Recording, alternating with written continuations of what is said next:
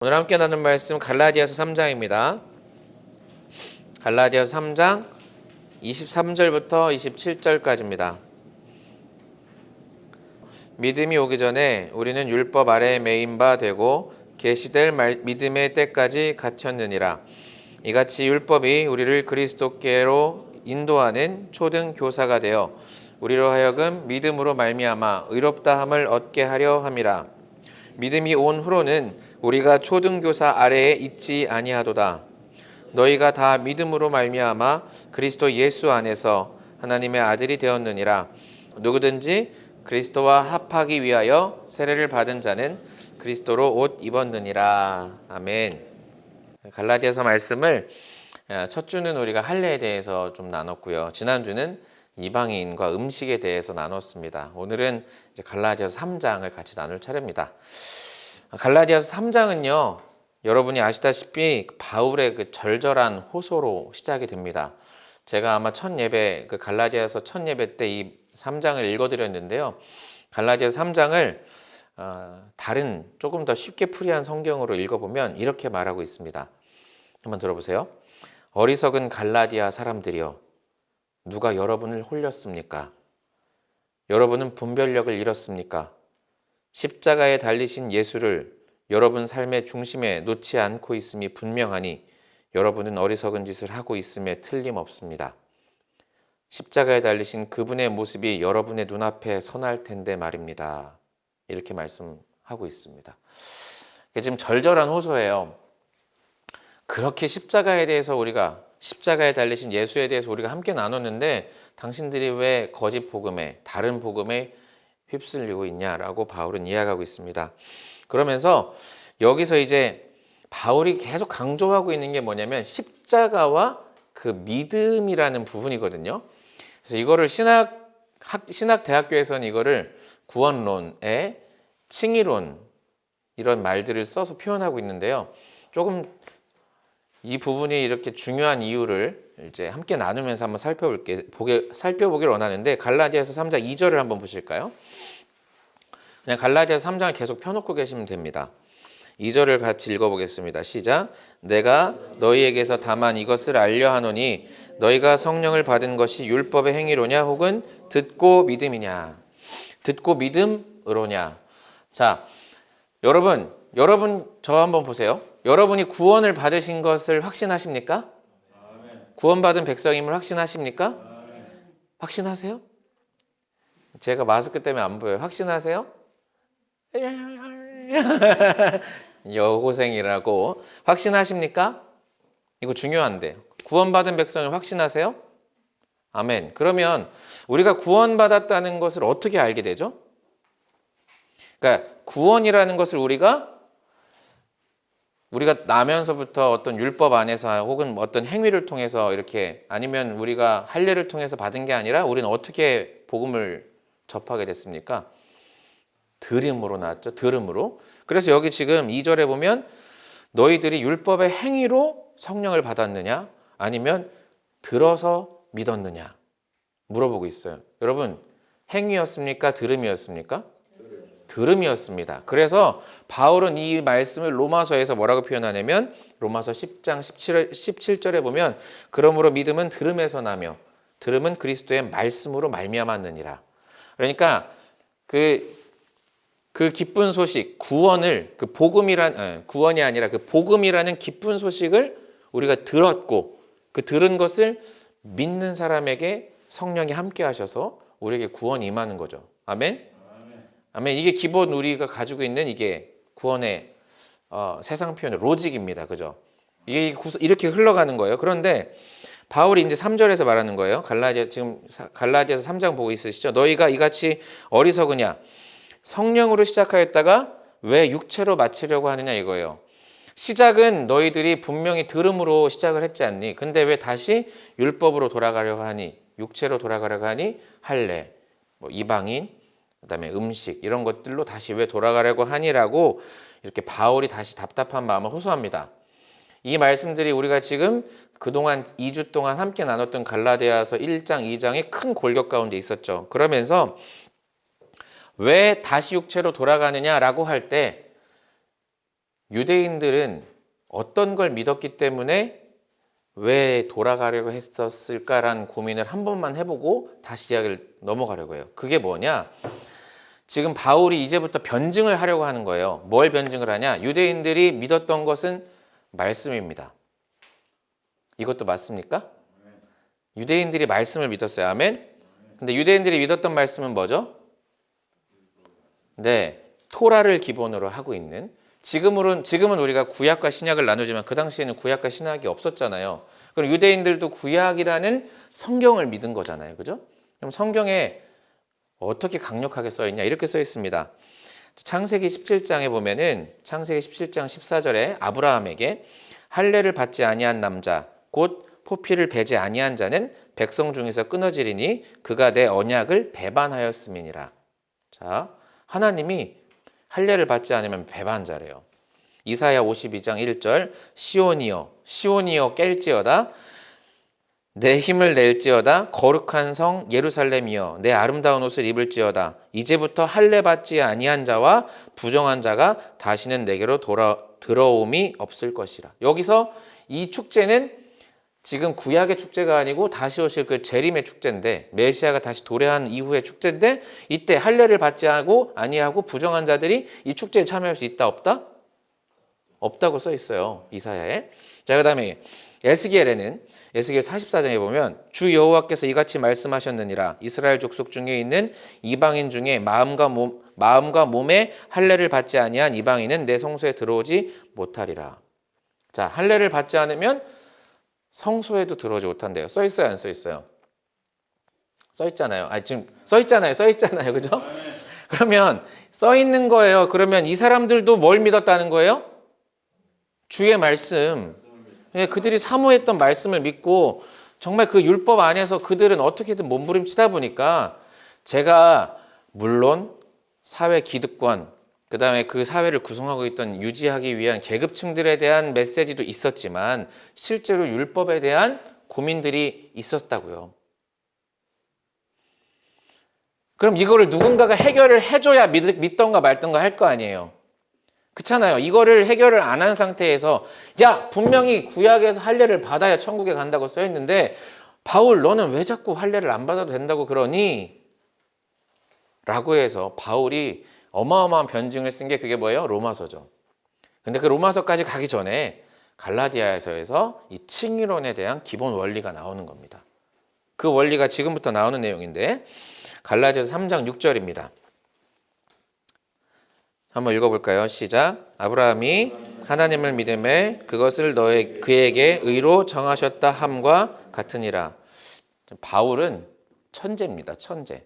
그냥 천재가 아니고 초천재입니다. 바울이 이제부터 변증을 시작하는데, 자, 아브라함의 예를 듭니다. 왜냐하면 유대인에게도 아브라함이 중요한 사람이고 지금 이 율법, 그 할례의 시작도 아브라함이에요.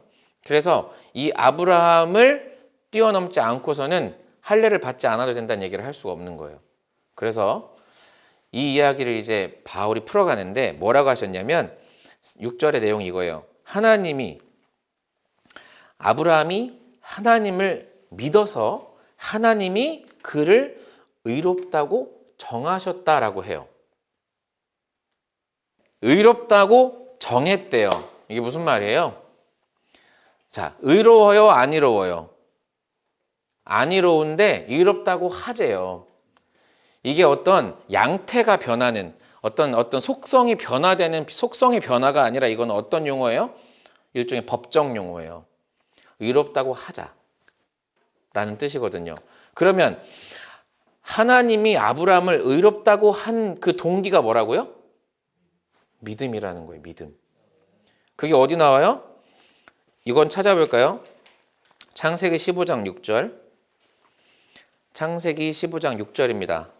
그 갈라디아서를 손에 끼시고 창세기 15장 6절을 찾아보시면 같이 읽을까요? 아브라함이 여호와를 믿으니 여호와께서 이를 그의 의로 여기시고.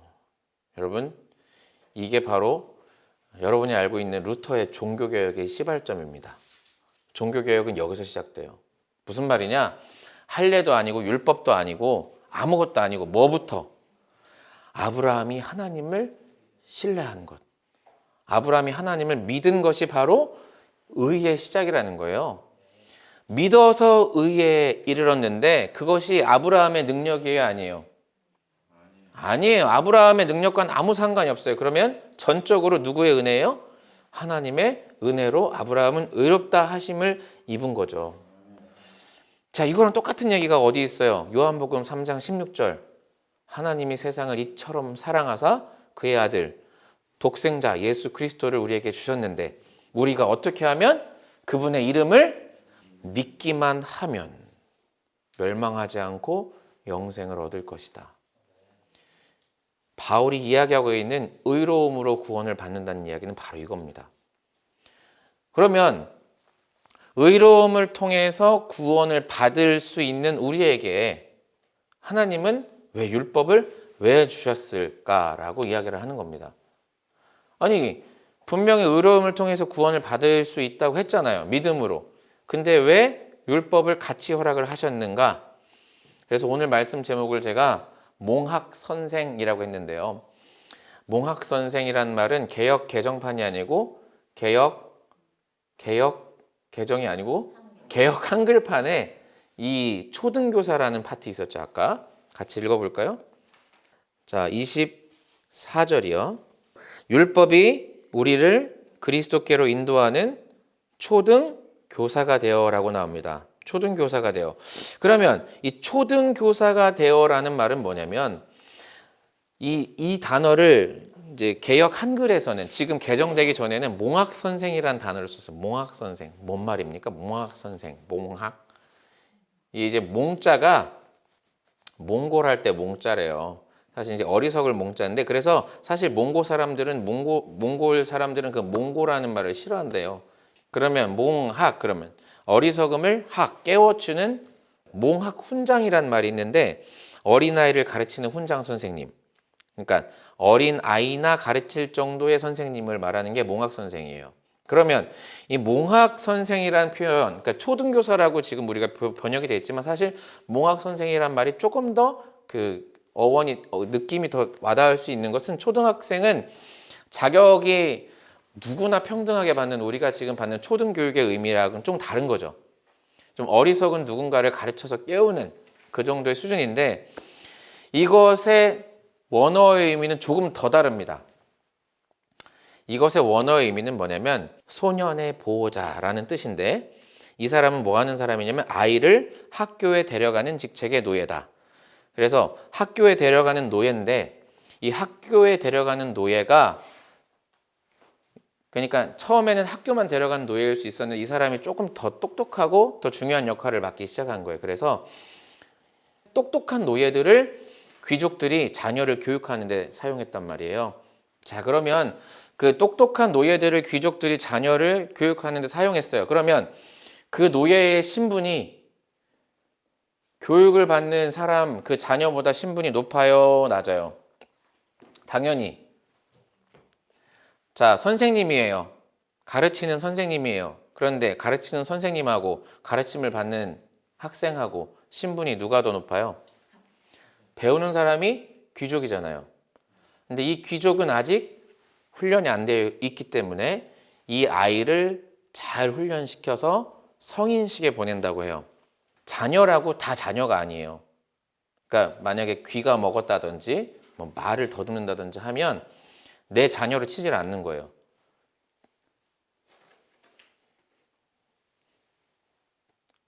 아빠가 자녀라고 하셔요? 하셔요, 안 하셔요? 해요. 공부를 못해도 우리 딸이라고 해요, 안 해요? 근데 이 시대는 좀 달라요. 이 시대는 자격이 갖추어져서 성인으로서의 자격을 갖출 때 그때 비로소 성인이 되는데 그 성인식을 할 때 옷을 입혀주는 거예요. 성인이 돼서. 그래서 그때 그 사람이 어떤 조건이 되냐? 법정 상속자가 돼요.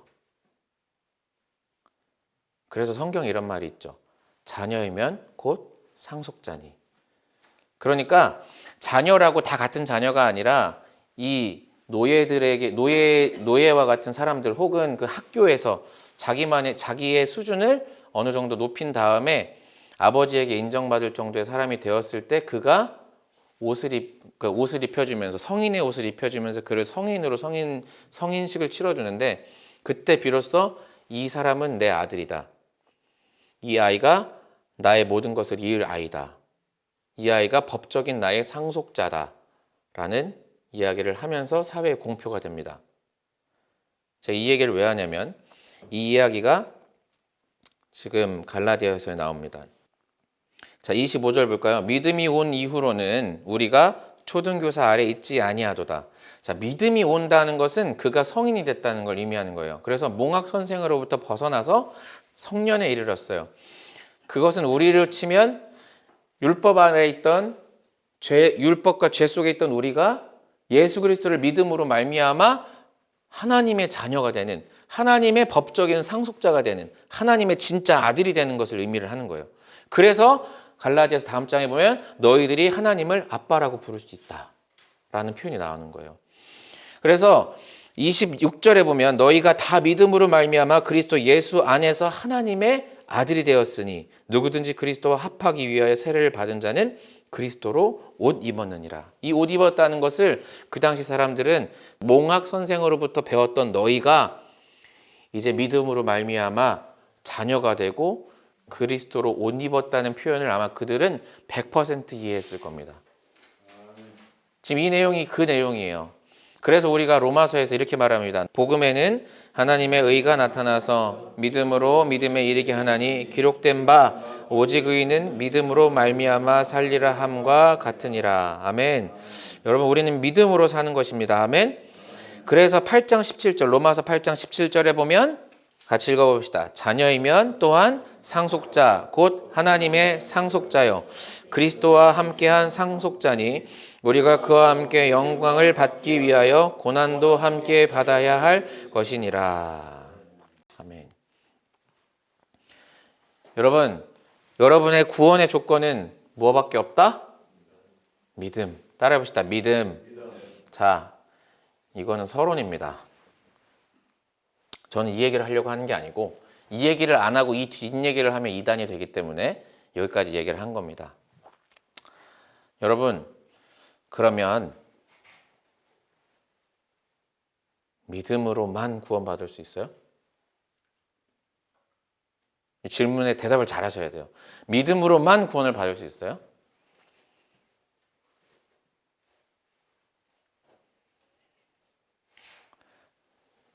질문을 다르게 해볼게요. 그러면 믿는 자는 열매가 나타나야 돼요. 맞아요?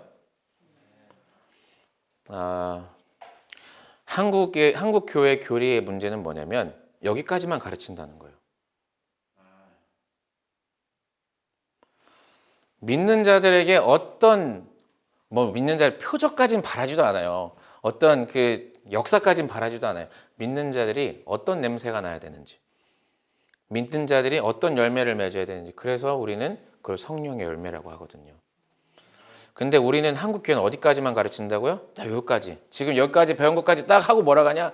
믿음으로 구원을 얻습니다. 아멘! 할렐루야! 여러분 구원받은 백성이라고 하고 집에 가는 거예요. 웃으면서. 자, 그럼 어떻게 되냐? 한번 유대인을 생각해 봅시다. 유대인들은 그 율법이라는 그 고통스러운 막 800개가 넘는 600개에서 시작해서 800개가 넘는 지금은 더 많겠죠? 제가 지지난주에 우리 학생들한테 그랬는데 여러분 유대인들은 치즈버거를 먹지 않습니다. 치즈버거 좋아하십니까? 전 엄청 좋아해요. 치즈버거 좋아해요. 근데 치즈버거를 먹지 않아요. 왠지 아세요? 그러니까 지금도 그거는 난해한 구절이에요.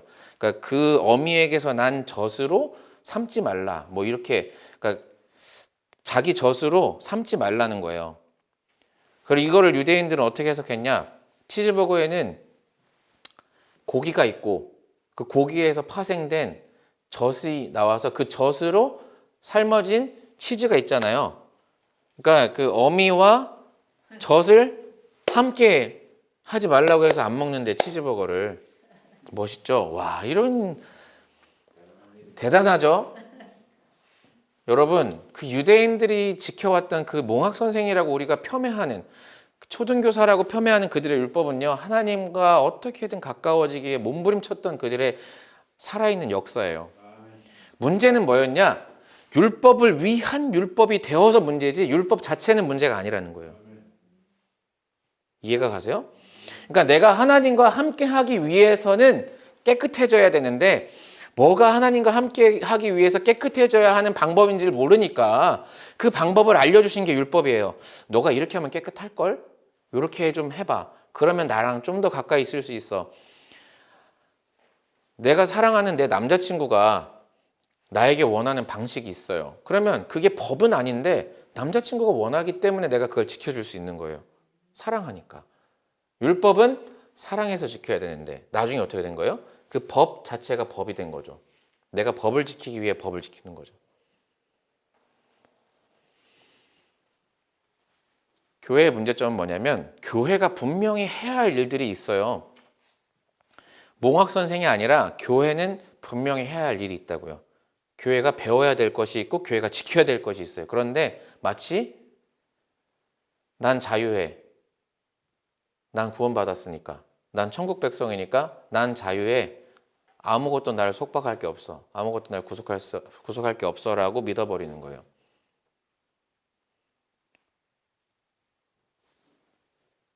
제가 뭐 굳이 말하지 않아도 얼마 전에 아주 참혹한 사건이 있지 않았습니까? 근데 그 참혹한 사건의 주인공들이 전부 다 목사님 딸, 목사님 아들이에요. 세상 사람들이 뭐라고 조롱하는지 압니까? 너희들은 예수 이름만 믿으면 구원 받는다며. 너네들 다 천국 가겠네, 이렇게 살아도? 라고 조롱하는 거예요. 거꾸로 무슨 말이에요? 세상 사람들이 우리 그렇게 조롱한다는 건 뭐예요? 우리가 밖으로 그렇게 얘기하고 다녔다는 거예요. 세상 사람들이 우리를 어떻게 알아요? 우리가 그렇게 전했잖아요. 여러분 길 가다가 사람 붙잡고 그렇게 전했잖아요. 예수 믿기만 하면 구원받아. 예수만 믿어. 사형리 하면서 전하잖아요. 예수님만 믿으면 구원받아. 예수님만 믿으면 구원받아 라고 했잖아요. 예수 믿으면 어떻게 살아라고 얘기한 적은 없잖아요. 예수만 믿으면 구원받아. 그 다음부터는 어떻게 해요? 그 다음부터는 교회 방식대로 해야지. 목사의 룰대로 해야지. 하나님이 원하시는 거 모르잖아. 여러분 그래서 에베소서에서는 이런 말이 나와요. 에베소서에서는 에베소서 4장 13절인데 우리가 찾으실래요? 네, 에베소서 4장 13절. 우리가 다 하나님의 아들을 믿는 것과 아는 일에 하나가 되어 온전한 사람을 이루어 그리스도의 장성한 분량이 충만한 데까지 이르리니. 여러분 그리스도의 장성한 분량이라는 게 있다는 거예요. 그러니까 그냥 믿으면 끝나는 게 아니라 어떤 분량이라는 게 있다는 거예요. 분량. 여러분 저는 지금 칭의론을 거부하는 게 아닙니다. 이걸 잘 들으셔야 돼요. 그다음 베드로후서 3장 18절에 보면 베드로후서 3장 18절에 보면 이렇게 나와요. 오직 우리 주 곧 예수 그리스도의 은혜와 그를 아는 지식에서 자라가라. 영광이 이제와 영원한 날까지 그에게 있을지어다. 예수님을 아는 것에서 그치는 게 아니라 그 지식이 어떻게 된대요? 자라가야 된대요. 근데 한국 교회는 어디에 딱 멈춰 있어요? 그 이름을 믿고 요한복음 3장 16절 영생을 얻으리라. 끝. 자 이제부터는 교회가 뭐 하자는 대로만 합시다. 목사님이 하자는 대로만 합시다. 그게 하나님이 원하는 것인지 예수님이 원하는 것인지는 상관없이 그냥 합시다. 뭐를? 내가 속한 조직이 잘 되는 길을. 이걸 아까 그 몽학 선생의 예를 비춰보면 어떤 느낌이에요? 경영자 수업을 한 번도 받지 않은 재벌 3세가 어느 날 경영진의 자리에 앉은 거죠. 아무것도 해보지 않았는데 그냥 경영진의 자리에 앉은 거예요. 마치 뭐와 같아요? 여러분 갈라디아서는 이제 우리가 오늘은 여기 이걸 다루고 우리는 계속 이제 다룰 텐데 갈라디아서는 그래서 누구의 조종을 받아야 된다고 그래요? 성령의 인도하심을 받아야 된다고 말해요. 그런데 오늘 아침에 내 마음속에 성령께서 말씀하셔서 자 이제 일어나서 교회 가야지 라는 말씀을 듣고 오신 분 물론 그렇게 삶을 사시는 분도 있어요. 제가 며칠 전에 뵌 분은 그랬어요. 하나님이 그러니까 여기로 가라 저기로 가라 이거 해라 저거 해라까지 말씀하실 정도로 하나님이 정말 성령에 미쳐있던 시절이 있으셨대요. 그분이. 그런 분들도 있어요. 그런데 성령이 늘 24시간 그러냐고요. 아니잖아요. 그럼 우리 어떻게 해야 돼요? 근데 왜 마치 내 배의 키를 마치 성령님이 잡고 있는 것처럼 구라치냐 이거죠. 왜 거짓말 치냐 이거예요. 여러분 믿음을 통해서 의롭다 하심을 입은 건 맞아요. 그래서 하나님이 옷을 이제 그 종의 옷에서 혹은 어린아이의 옷에서 이제 장년의 옷으로 또 그가 직접 하나님을 대면할 수 있는 자의 옷으로 입혀주셨어요. 그러면 그 입을 옷은 값을 해야죠. 근데 그 값은 안 하는 거죠.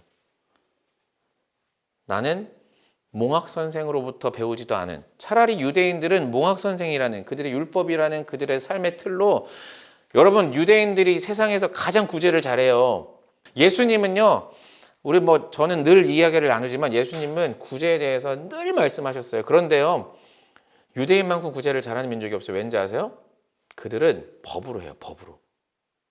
그래서 그 어떤 민족보다 구제를 더 열심히 할 수밖에 없어요. 제가 무슨 말씀을 드리는 겁니까? 성경이 뭐라고 해요? 이렇게 말을 해요. 마태복음 5장 20절에 예수님이 이렇게 말씀하십니다. 내가 너희에게 이르노니 너희 의가 서기관과 바리새인보다 더 낫지 못하면 결코 천국에 들어가지 못하리라. 야, 니들이 그렇게 무시하는 유대인 그들의 율법, 너네 그거보다 훨씬 나아야 돼 라고 말씀하시는 거예요. 근데 우리 교회는 어떻게 해왔어요? 율법 안 지켜도 돼. 11조 얘기해 볼까요? 11조 내야 돼요, 안 내야 돼요? 11조를 안 낸다는 사람들이 있어요. 그럼 11조의 원리에 대해서 그래요. 맞아요. 말라기에 나오고 말았다고 치자고요. 그럼 우리 신약의 방식대로 해볼까요? 신약의 방식대로는 어떻게 되는지 아세요? 그들이 가진 모든 재산을 팔아. 교회에 헌물하고. 그들이 공동체를 이루고 살았어요. 가진 거 다 털어서 다 헌물해서 자기 가진 모든 걸 다 드리고 공동체를 이루고 살았잖아요. 초대교회는. 그러면서 이 율법은 지켜야 되니까, 이 율법은 지켜야 되니까. 저는 율법으로 돌아가자는 얘기가 아니에요. 율법으로 돌아가자는 얘기가 아니라 왜 우리가 여기까지 이렇게 망가질 수밖에 없었는가? 왜요? 구원만 얘기했지 구원받은 자의 의무를 이야기하지 않았어요. 구원을 받았으면, 하나님의 백성이 됐으면 하나님 백성으로서의 값을 하고 살아야 되는데 우리는 하나님 백성으로서의 값을 하지 않고 내가 즐거운 대로, 내가 원하는 방식대로 구원을 선택해서 취득했죠. 마치 라이센스처럼. 난 천국 갈 수 있는 면허증이 있어. 이제부터 내가 사는 내 삶의 모든 방식은 라이센스를 가진 자의 삶이야.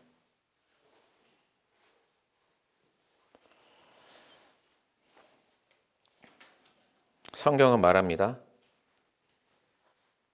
너희들의 의가 바리새인만도 못하면 이라고 말합니다. 한국 드라마에서 제일 잘 나온 내용 있죠. 아이가 바뀌었어요. 한 집은 재벌가야. 한 집은 가난한 집이야. 아이가 바뀌었어. 그거를 아이가 다 장성한 다음에 알게 됐어요. 재벌가에서 후계자를 정해야 돼요. 그러면 상식적으로 얘는 30년 동안 재벌가의 모든 수업을 다 받았어요. 얘는 하나도 받지 않았어.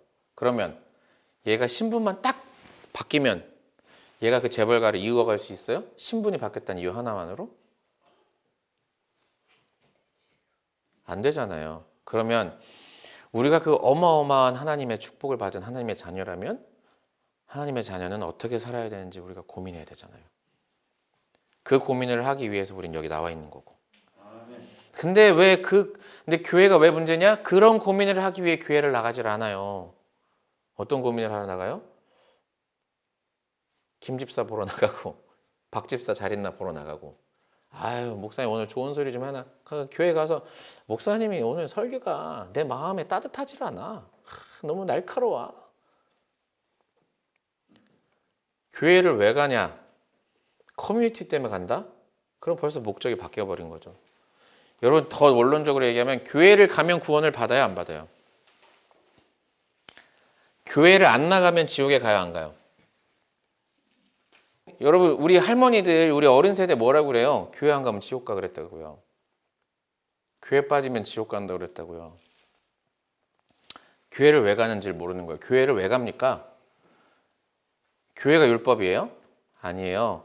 교회를 빠지면 지옥에 가는 게 아니라 예수를 모르면 지옥을 가죠. 예수를 알고 있기 때문에 어떻게 하면 예수님을 더 잘 믿어볼까 하고 교회를 가야 되는 거잖아요. 그렇잖아요. 내가 아까 말씀드렸지만 난 어린아이예요. 아까 말씀드린 신분이 갑자기 바뀌었어요. 그러면 내가 하나님의 왕의 자녀로서의 삶을 살기 위해서 나에게 왕의 자녀로서의 교육이 필요한데, 몽학선생으로서의 교육이 아니라, 몽학선생은 뭐예요? 그것이 나보다 가치가 없고 배설물 같은 거지만 내가 나의 자격을 유지하게 배우는 거잖아요. 그게 아니라 이미 난 자격을 갖췄는데 내가 이 자격 갖춘 삶을 살기 위해서 배워야 되는 게 무엇인가라는 고민을 거꾸로 해야 되는 거죠. 우리가 이제 3장까지 왔는데 4, 5, 6 이제 후반전을 이야기를 하면서 바울이 말하고 있는, 그리고 하나님이 말하고 계시는 정말 왕의 자녀로서의 삶, 상속자의 삶은 무엇인가 같이 좀 고민하려고 합니다. 그래서 오늘 한 가지만 같이 이야기하자면, 여러 방법들이 있지만 저는 제 자신을 하나님과 제가 약속을 하는 것들이 있습니다. 율법은 하나님이 나에게 지키라고 한 거고, 저는 거꾸로 저의 믿음의 분량을 장성하게 하기 위해서 저는 하나님께 제가 약속을 합니다. 예를 들면 이 예배입니다. 제가 하나님께 더 가까이 나아가기 위해서 저만의 방식으로 하나님께 약속을 하는 거죠. 하나님과 나와의 약속이 있었으면 좋겠어요. 그래서 내가 하나님과 정한 시간, 그리고 하나님과 함께 할 수 있는, 왜냐하면 우리의 모든 삶의 순간을 하나님과 동행해야 하지만 우리는 때로 그걸 잊기 때문에 어떻게 하면 하나님과 더 가까워질 수 있는가의 고민을 약속을 통해 하는 거죠. 그래서 하다못해 엄마들이 식기도라도, 밥 먹기 전에 기도라도 하라고 하시죠. 밥 먹기 전에 기도해요? 해요? 흔들리고 있어. 눈동자가 흔들렸어? 밥 먹기 전에 기도해요? 마스크를 쓰고 있는데도 얼굴이 빨개진 게 보이네. 하나님과의 약속을 하나씩 늘려가는 거. 그래서 저는 이게 끈이라고 생각하는데, 제가 이 예배를 고민했던 이유도 하나님과 더 가까워지고 싶어서. 그래서 오늘 몽학 선생님이 아니라 내가 정말 내가 자주적으로 하나님과 어떻게 하면 오늘 더 가까워질 수 있는지 고민하는 이번 주였으면 좋겠고, 그 고민의 실천들이 있는 한 주간이었으면 좋겠습니다. 같이 기도하겠습니다.